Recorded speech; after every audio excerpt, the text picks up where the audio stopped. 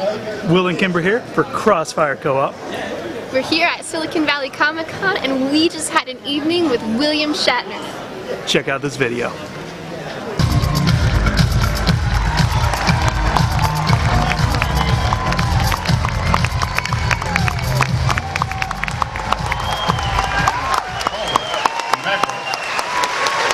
Look at that, all from Silicon Valley. Fantastic. Unbelievable. Please sit down. Oh, you're already seated. Well, welcome to the Comic-Con. It's the first Comic-Con, I understand. So we're here at Steve Wozniak's Comic-Con. Thank you, Steve! No, we need more enthusiasm for us.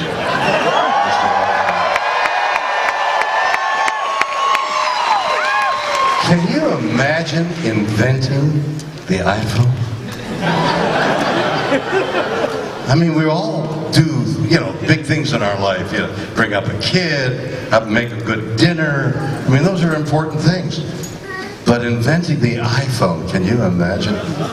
And what do you do, Mr. Wozniak? Oh, I invented the iPhone. He did not. Wow. So, how to start one of these things off is really how to warm the audience up, So maybe I'll tell you about something I did that it excited me, so maybe it'll excite you. I drove a motorcycle from Chicago to Los Angeles. I helped design the motorcycle so that when we announced it in front of 150 press, displayed it, and I got in it, and it didn't work. I was partially to blame. So we trucked it from Chicago to Los Angeles. But I had spent the week before saying that I was going to drive 2,400 miles on a motorcycle, and I thought it would not do my reputation much good to be in a truck beside the bike that didn't work. So we rented me a motorcycle that morning, and on I got. And 8 days later, 12 hours a day, hi, who's paying for dinner? I arrived in Los Angeles, and it was quite a feat. And what I guess the thing I learned the most on that trip, when you ride a bike and you're on these main thoroughfares, your life is jeopardized. Well, I mean, the cars and trucks are coming at you, going past you. Your life is jeopardized. On a previous occasion, a couple of years earlier, I was riding a bike that I own, and I was going quite slowly. But it was very picturesque, so I was looking around and I didn't observe the condition of the road well enough. And the bike came out from under me and I slid on my back across this country winding road. Which would have been all right if I had been dressed properly, but it was Southern California. So I was wearing sandals and a t-shirt and shorts and a helmet. Well, if you're driving 60 miles an hour and you're wearing a seatbelt in a car and you have an accident, all of the seatbelt just cuts you in half. And the same with a helmet. Your whole body is stuffed into the helmet. I mean, you're going to die anyway. And it was so hot, so I had my helmet off. I know, it's not the right thing to do. Don't tell your children I did this. And I was bleeding profusely, surface wounds all down my back and arms. But I'm on a country road that joins up with the 118 thoroughfare there, so I got back on the bike, and now I had to get home. and I'm driving along the freeway, and I'm bleeding. Blood is dripping off my hands, and cars drive up, like go to pass me, and then they drop back, and then they recognize me. So I knew about how accidents are very possible on a motorcycle. I'm driving this motorcycle day after day with the possibility of dying at every moment. And what happens, I guess like in battle or something, you become so aware of how precious life is.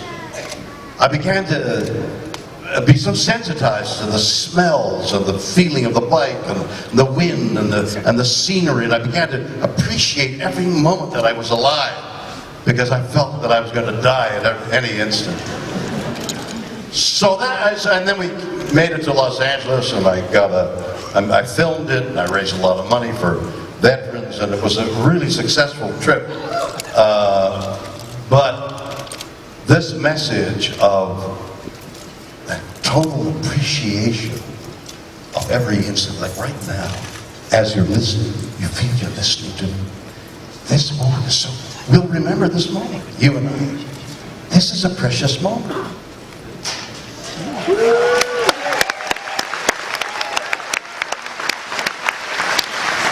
So, Mr. Wozniak started this Comic-Con, which should be wonderful.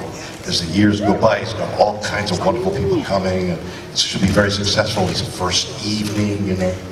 So I would like to take the pleasure to embarrass him.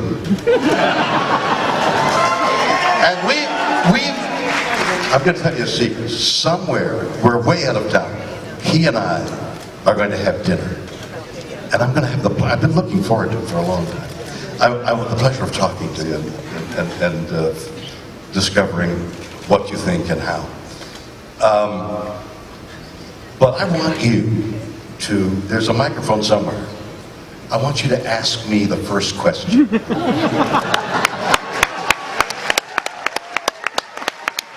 is the microphone? Where is the Steve? It's right there.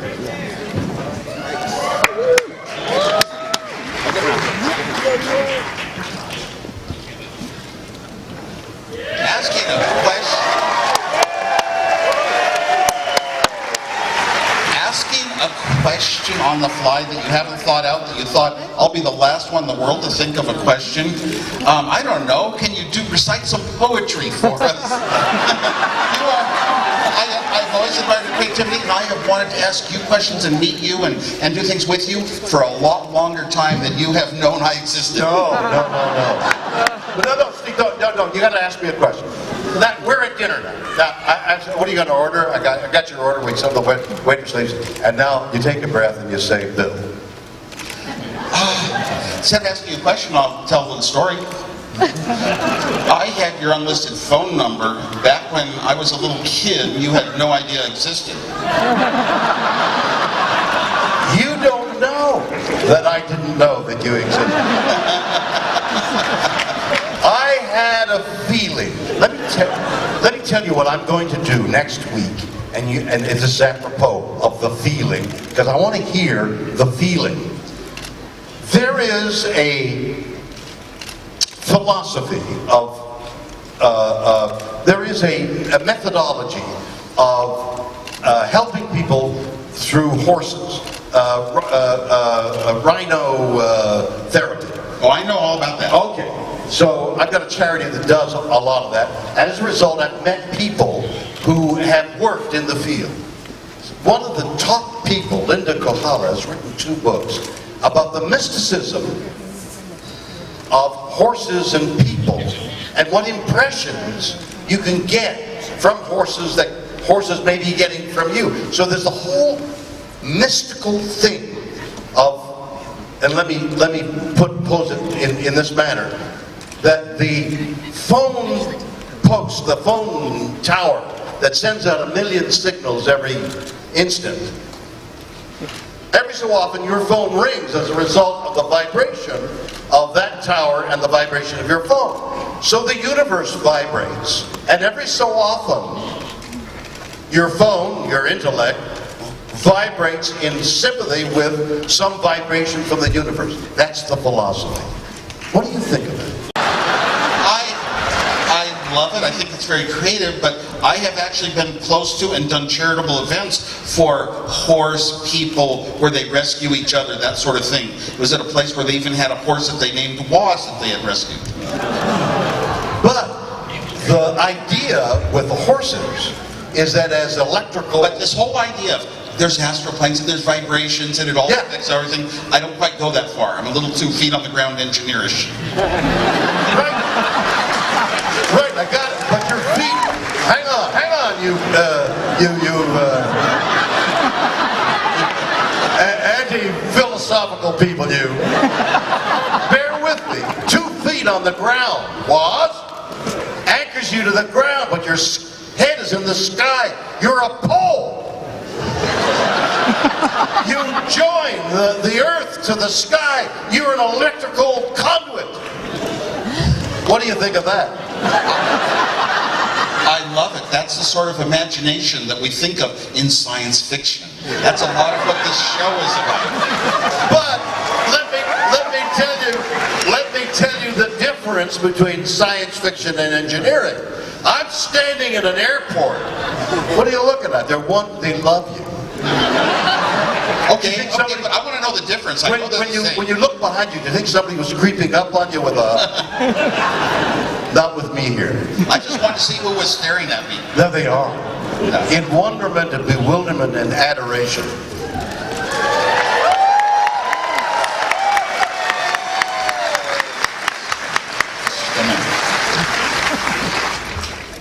I was in an airport as you were this young man inventing this thing. And I had a Motorola. And I flipped it open to make a phone call. And 15 people crowded around me and started laughing. I had no idea. Because on Star Trek, we had this communicator. And the Motorola phone looked exactly like the communicator. Science fiction had preceded science. Except that I, as a young kid, had these dreams. I wanted to be the captain of a spaceship, flying it. And that we don't quite have yet. So sometimes we get them. We can see through walls like Superman. We can put on jetpacks and fly like Superman, or water packs and... Yes, that's what I'm saying. Anything is possible. And that's why your engineering, 2 feet on the ground, is too small for a mind like yours.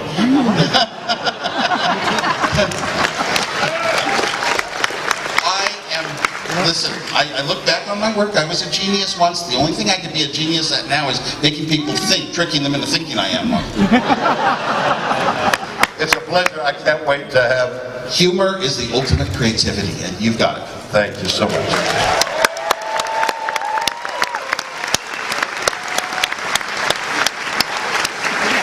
Boy, is this fun or is this not fun, huh? William Shatner's words were complimentary in the colorful Montreal Expos documentary. What was it like to narrate that documentary? I enjoyed listening to you and watching those baseball and hockey. Oh, fantastic. So he's talking about a documentary made on the Montreal baseball team called the Expos that for a brief time had a great moment of glory. Canada has a football league, and most American players, most of the football players are American. But we also play hockey, and most of the hockey players in American teams are Canadians. In fact, I did the closing ceremony to the Olympics some years ago, and Crosby, what's his first name? Sidney Crosby scored the winning goal while I was in the auditorium. He scored the winning goal over the United States team. Now, I know this is the United States, but come with me. And glory in Canada's win over the United States. Nothing. I was there. Have I alienated my audience so quickly? So, yes, I narrated this documentary on the Montreal Expos, and they had a brief moment in the sun when they might have been a winning team. They were heroes for Montreal, my hometown, and then it all faded away. It's gone. The Canadian team is gone. It's kind of like a dream where Montreal, for a brief moment, had a great baseball team. But I was born in Montreal. I come from a hockey background. I didn't know these people, but Maurice Richard, who was called the Rocket, and his younger brother, who was called the Pocket Rocket. And years ago, Montreal was the standout. The Canadien hockey team was the powerhouse team. I can't think of a team in football that, because they were a dynasty for so long. I guess the Patriots, but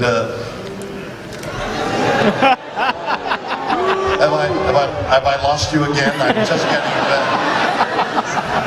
And the Niners. No. Well, the Niners with Montana. Oh, yeah. I got you back now. Good. Wait a minute. Over here. I'll be right back. What's your question? Through all your life, what has been your favorite time doing something? Like, During my life, what has been my favorite times doing something? Out of all of your accomplishments, what has been your favorite thing to do? What an interesting question that is. Well, you gotta take the obvious things. How old are you? How old are you? 13. 13? Okay, so you're like on the verge. I have a 13-year-old grandchild, so I know. You're on the verge of great discoveries. So we'll leave those great discoveries alone.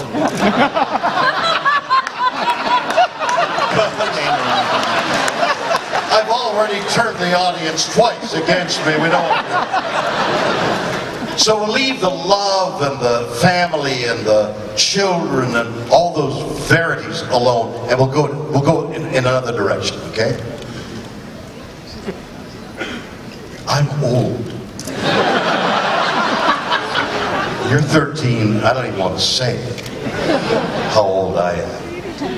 But I'm young. I'm as young as you are.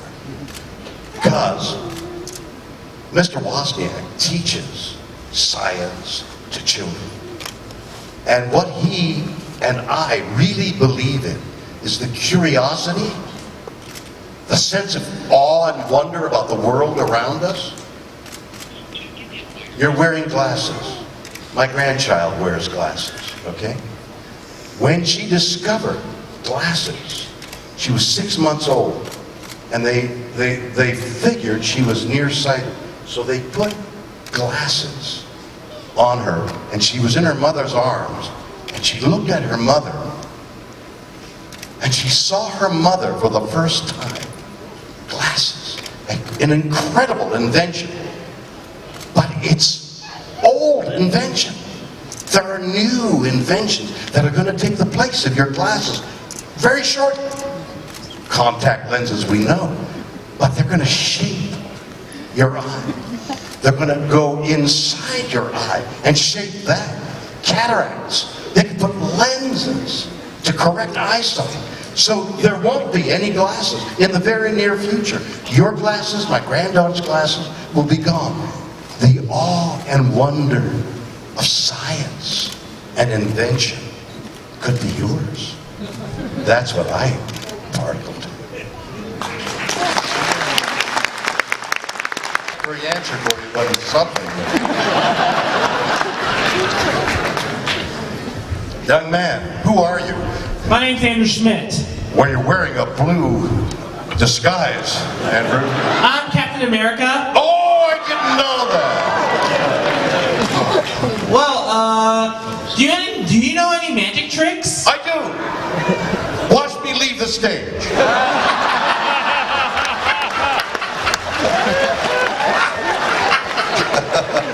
I love that laugh. Do it again. Captain America doesn't laugh like that. Dude, try it deeper. There! That's the laugh. What's your question, Captain America? What's your favorite magic trick?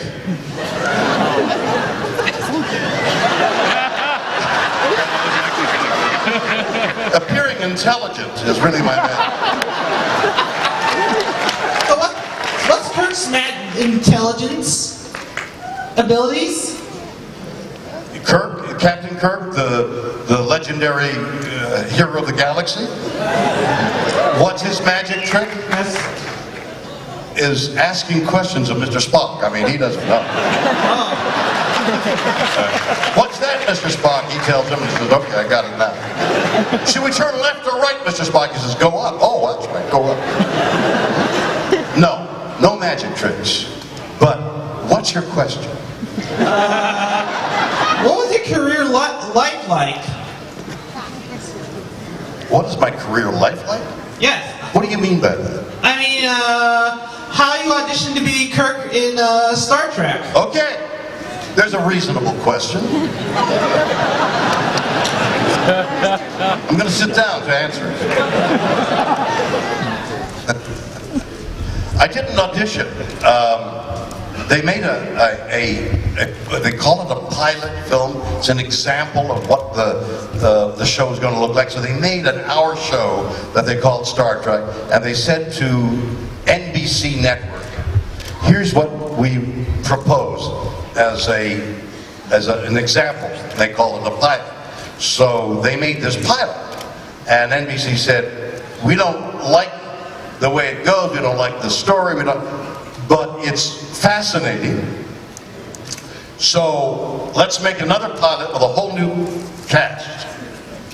And the only person they kept was Leonard Nimoy as Spock. But even then, Leonard hadn't fully gotten the character that he made in the second pilot. So when they made the second pilot, they called me and asked me if I would play the part of the captain.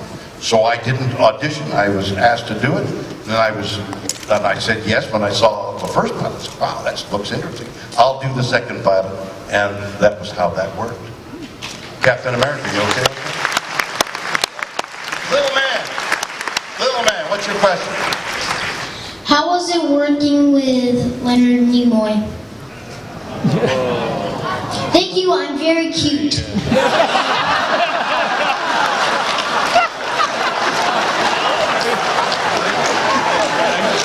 You are very cute. Thank you. That's not necessarily a compliment. You're a young boy. Now you got to be stalwart and handsome and athletic. You used to be cute. Now you're, what are you, 7, 8, 9 years old? 9. Yes. Cute is out the window after 8, you know. Now you got to be intelligent and you got to do good work. What's your question?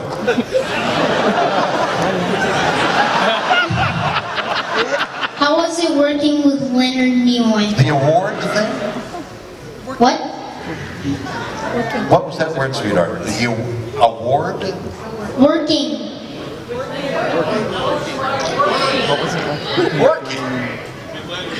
Working with Leonard Nimoy. Okay. I wrote a book just recently, which is on the New York Times bestseller list. You know what that is, don't you? No. Well, remember this. What's your name?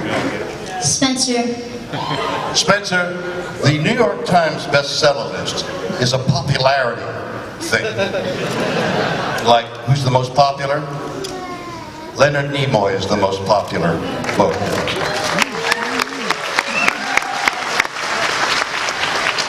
And I wrote a book. Do you have a lot of friends? Yes. Are they really good friends, or do you fight with them a lot? I fight with them a lot, but it's just for fun. Perfect. So you have friends that you fight with, but you still love. Yes. Somebody once said, your a best friend, a great friend of yours, is somebody who knows all about you and still loves you. And that's what you're telling me. You can fight with your friends, but if you're lucky enough to have more than one, is still your buddy. Exactly. That's exactly the way it was with Leonard and me. Except we met when we were far older than you. We met when we were actors on the series, and we stayed friends for 50 years. We were friends. And there were occasions when we would fight, not physically, because I could beat the heck out of him. But we would have differences of opinion, and he wouldn't speak to me for a while, a day or a week or something. But we always made up because he was my best friend. I never had a friend like you're talking about. I don't know why. I was busy, struggling as a young man and as an actor, didn't have time. But then, because of, he and I would appear on stage together like this, and we'd make each other laugh and make you laugh and everybody else laugh because we enjoyed each other so much. For 50 years, I had this dear, dear friend. We had a disagreement, I'm not quite sure what it was, at the very end. And he died before we could make up. This is all in my book called Leonard. And it might be something you want to pick up as one of the books you're going to read. I mean that sincerely, because it's all about friendship.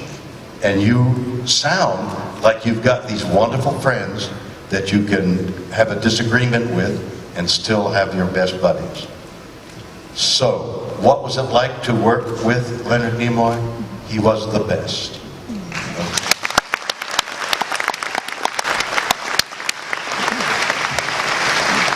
Good evening, Mr. Shatner. My name's Peter.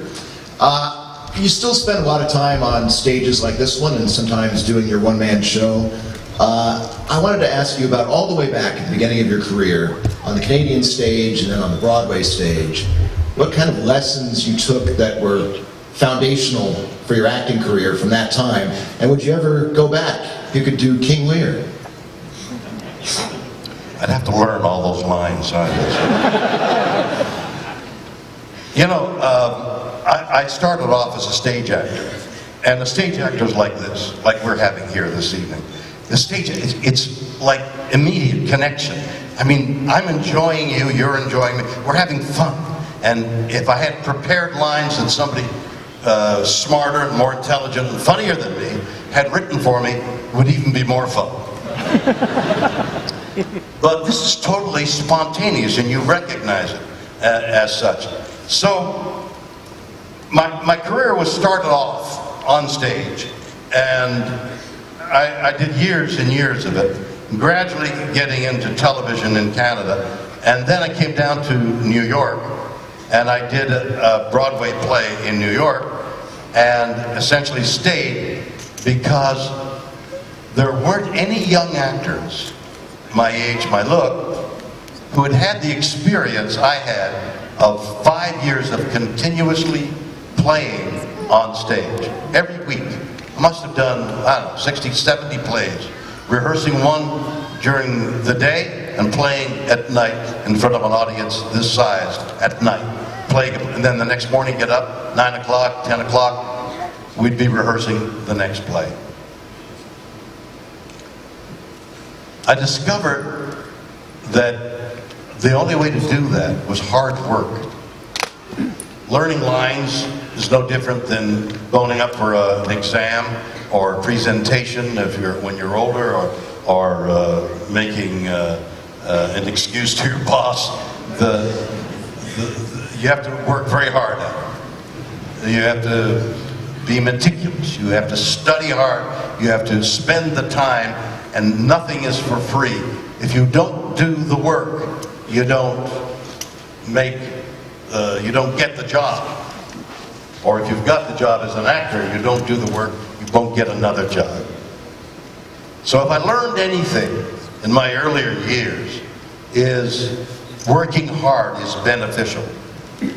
And you've got to put in your 10,000 hours. And I remember the story, I think in that book of the 10,000 hours, where, and I've forgotten the name of the book or the author, who said, it takes 10,000 hours to become adept at something. And I remember it was Gates who passed by the computer that was empty at night, and he would go in at night and work on the computer night after night because it was freed up at the early morning hours. And he spent all that time acquainting himself with how computers worked, those 10,000 hours. So it takes that kind of work. And when I was asked what do I like to do best, in essence was the question, I've spent my 10,000 hours in another skill as well, as a horseman. I've ridden competitively now for the last 30 years. I've worked really hard. What's happened is purportedly, supposedly, as you get older, you're supposed to lose your balance. You're supposed to lose your ability to move. You're supposed to lose your ability to remember what the pattern is. None of that has happened to me as a result of desire to compete on the highest level. So here again, I'm working hard.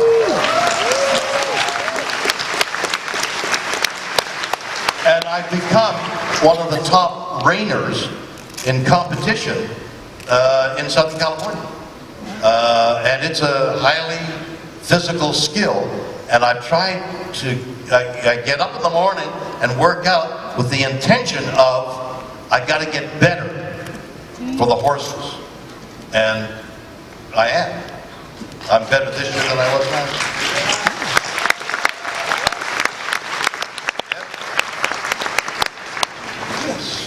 Yes. In Star Trek, which was your favorite episode? Nobody's ever asked me that. Do you watch Star Trek? Yeah. Why was that yeah? Because I do. But not often. Well, yeah, not often. But... So, of the few that you have watched, what would be your favorite? I like the one with the Gorn. The Gorn! That's one of my favorites too. Why is it your favorite? I don't know, I just like the Gorn. No, but there was a whole neat story behind the Gorn. I like the bazooka thing. The bazooka thing. I don't know what you mean by the bazooka thing. I like the Gorn monster. Well, the Gorn was a bad monster because she was protecting her babies, her eggs. Yeah. Wait, it was a she? Well, it might have been a he, but that would have been a twist I wasn't aware of. I believe it was the mother Gorn. Oh, wait a minute. That's the Horda. That's the Horda. Yeah. What are you talking about? I'm talking Horda, you're talking Gorn. Of course, the Gorn. I struggled with the Gorn and I had to invent fire and arms and explosives, right? Yeah. And then it was a blow-up between the Gorn and me. I blew the Gorn up. Yeah. And it became little Gornettes, little pieces of the Gorn floated all over. Yeah? Yeah. That was my favorite episode.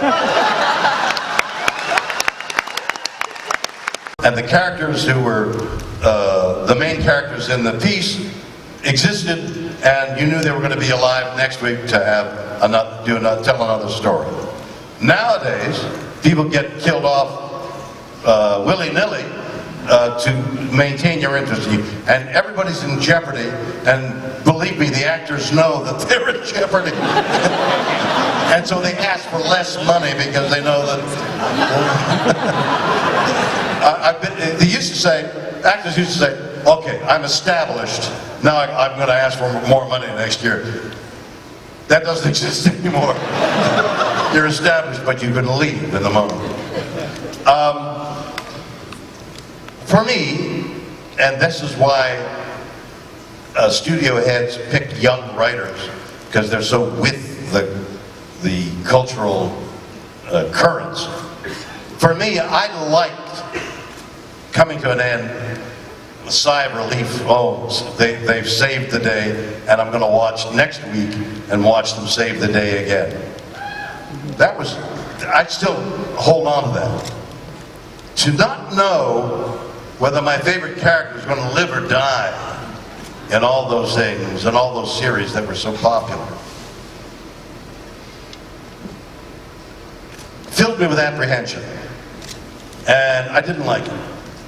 And I longed for the well-made play, beginning, middle, and end, and that was it. That was my opinion. How do you guys feel about that? Give me a sound of yes, if you like the closed-end thing. Yes. And what about the open-end show? Split. Or as Trump would say, I won.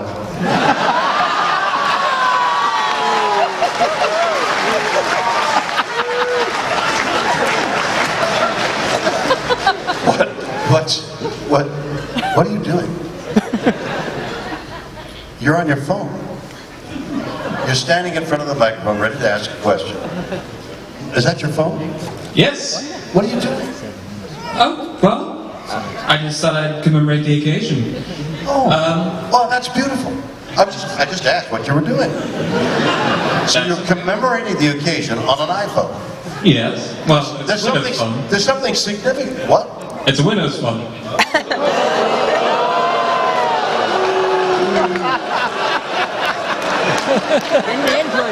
You better have a good question. Yes, I What's your question? do.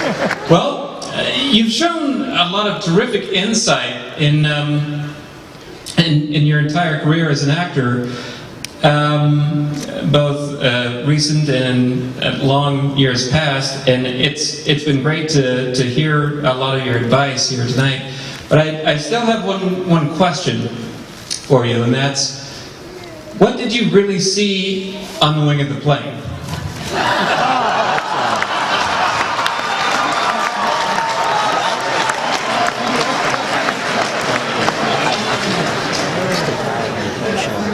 A Czechoslovakian acrobat in a little furry suit.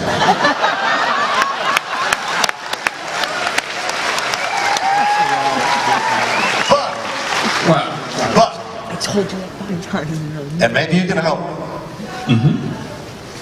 Reason, that's terror at 20,000 feet, isn't it? Correct. Ooh, correct.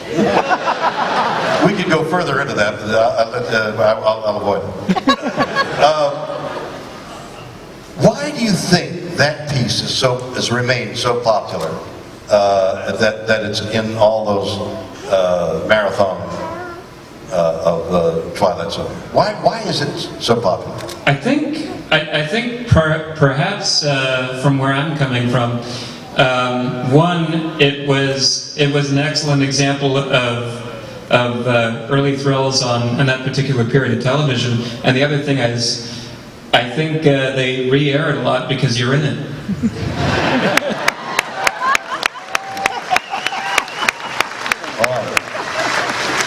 I think that it touches a core fear that we all have about getting in this cylinder, and then it goes up, and you think, how's it going up? and then it hits a bump, and you think, does that mean we're going down? And then every so often something happens like a lightning strike on a plane, and there's a loud bang, and you think this is the end. I'm never going to fly again. But then how do I get to my lover who's in the next city? It's a choice between sex and the plane. And you choose sex and you fly again, but you're filled with fear. And so the sex isn't very good, so you fly back. I think it touches a core of fear, okay? That's the reason it has remained universal. And that's the reason we suspend disbelief of a little furry animal who's not even aerodynamic, standing on a wing looking in a window. Which, by the way, when my kids were young and we'd fly, and there was the flight assistant, they'd say, "Dad, do the look." So I'd look out the window, and they'd call the stewardess, "Ma'am!" And she'd say, "What's the matter?" And I go, Used to break my kids up to this day. They're middle-aged. Do the look. Have fun? So, you good? I'm good. You can put that window phone down now, you know, it's insulting. Good evening, sir. Doing all right, thank you. My question is, throughout your career, have you ever auditioned for a role in which you had very high expectations, but during filming or towards the end, it didn't quite turn out the way you expected it to? Did I ever have that situation? Yes, sir. I can't think of a time when it didn't. Well played. Well played. It's just that you have expectations that are so high that even the slightest thing takes it down. And then, because you have an image of what you'd like, this is me, what I'd like to see and feel, and like if it's a movie, what I'd like to see on the screen, and then I go see it, if I'm brave enough to open it, and it's not, they missed the moment. I had a look there. I had a look, and they cut away. Right. It's never as good. These things are never as good as I'd hoped for. So I'm always playing catch up. I'll do it better next time. And I wrote a song about success. How do you know when you're successful? You don't. Because the moment you think you're successful, you're not successful.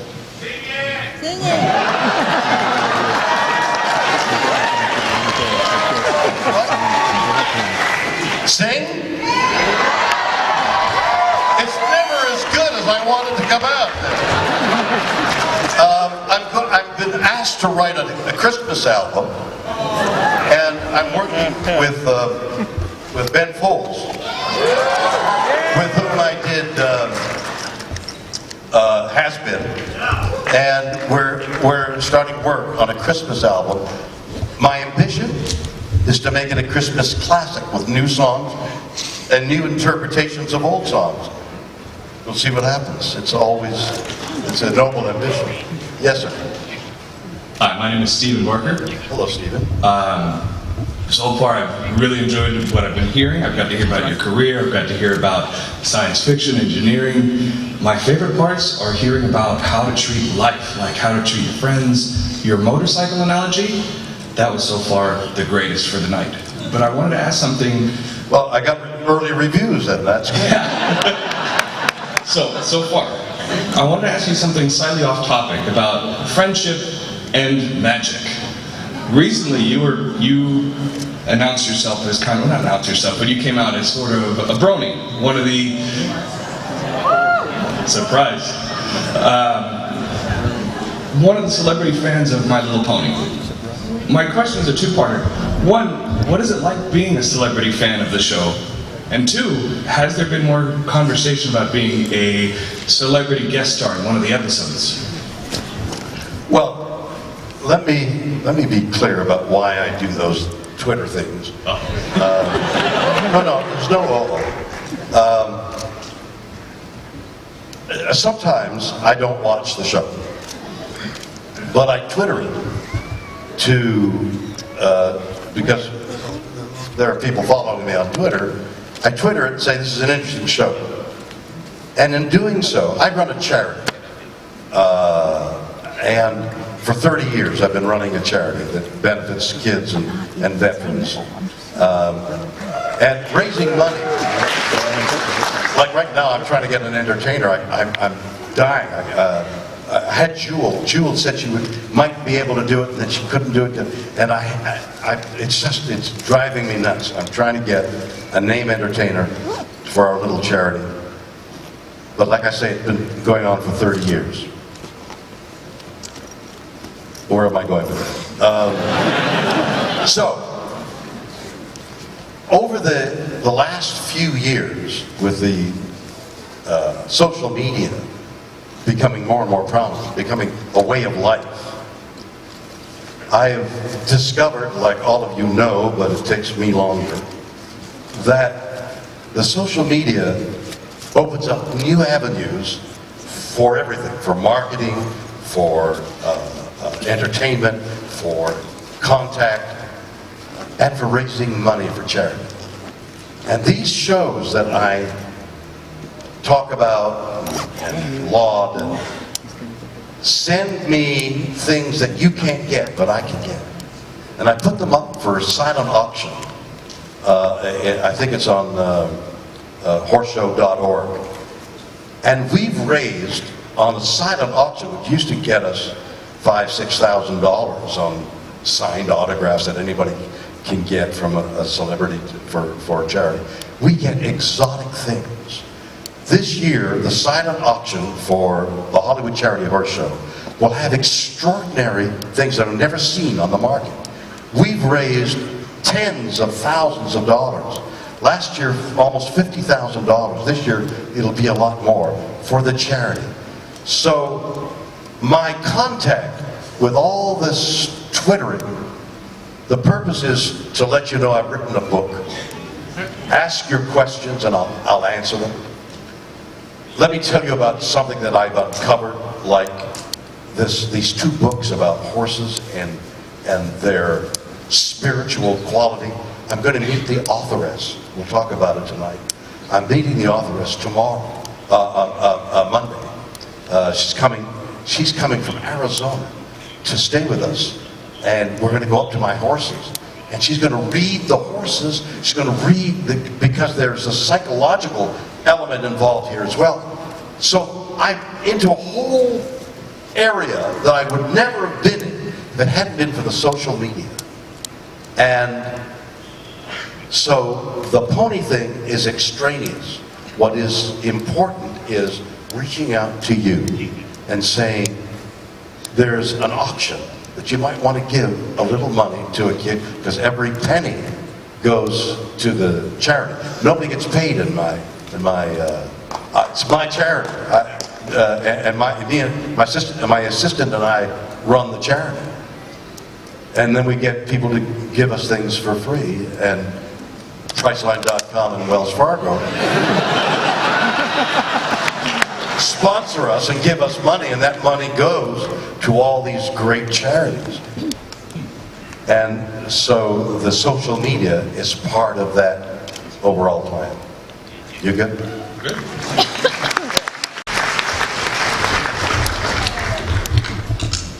Okay, my name's Mike. Hi, Mike. Over 30 years ago, I enlisted in the Navy. And I want to thank you for your service. And they showed me a video that you did for them recruiting submarine sailors. I'm just wondering how you got involved with doing that. Well, I choose very carefully what public service announcements I make, because you can imagine I get a lot of people asking me to do it, so it's a difficult choice to make. But the whole idea of going underwater for a lengthy period of time, with the reality of sinking with you and suffering the worst of deaths as you slowly drown. The bravery of those people struck me. The Navy, our Navy boys who went into submarines, struck me as being beyond anything I could imagine. And that's why I did that. You look great as Spock. I want to thank you very, very much this evening. What a wonderful experience it has been for me. I hope you enjoyed it. Thank you so much.